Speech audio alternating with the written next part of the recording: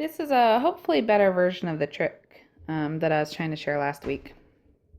So I have here 2 sleeves that I'm knitting. I'm knitting them 2 at a time. And over here is the row counter that I was talking about. I've grabbed just a piece of scrap yarn. I've made 4 knots in it. So you can see that I've got 4 gaps. So there's one at the top, then a second one, a third one that's on my needles right now. You can see that the cord goes through that one.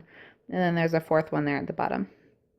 So these 4 are the row repeats that I need to do. In this case, since I'm doing sleeves, I am doing an increase every 4 rows. So for me, when I get to the 4th gap, that means I'm on the increase row. So right now you can see it's in the 3rd gap right there. And I've stopped in the middle of the row, around really. And you can see I still have a couple left. So I am on the end of my 3rd round. So I'm just going to finish that up real quick, knit my last couple of stitches. And then I'll turn. Now this one, since I'm knitting magic loop, if I had it right on the edge, this would fall off. So I've put it 1 stitch in so that it stays on. So when I get back to the beginning of my round,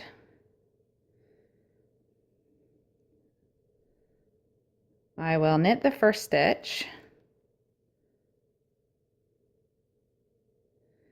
And then when I get to my row counter, I'll put my needle into the next loop and carry that over. So now I know I'm on my 4th round. And then I would continue knitting. Now, in this case, I'm actually using 2 tricks. This is another one that I learned really recently. Because I'm doing these increases, I need to keep track of how many I've done as well. So what I did is I started with this stitch marker. I started with a stitch marker right next to my row counter first. And I knit my first 3 rows. And then when I got to my first increase, I did my increase. In this case, I'm doing a make one right. Sorry, going out of frame. So I do my make one right, and then I knit the rest.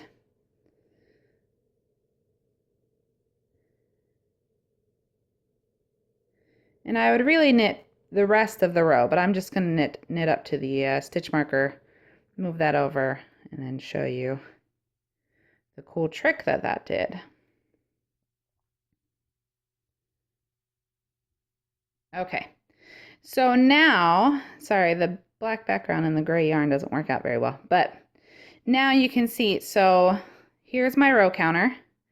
Within my row counter, between the row counter and the stitch marker, I've got 1, 2, 3, 4, 5, 6, 7, 8, 9, 10 stitches. That means that I've repeated this increase 10 times. So I know that I've got 4 more increases to do. And I don't have to do anything. This automatically gets pushed out by 1 stitch when I do my increase because I'm doing my increase over here. So it's adding it between these 2 markers. And then I just finish my round. And that is how I'm using the handy little counters on my knitting rather than as a separate device.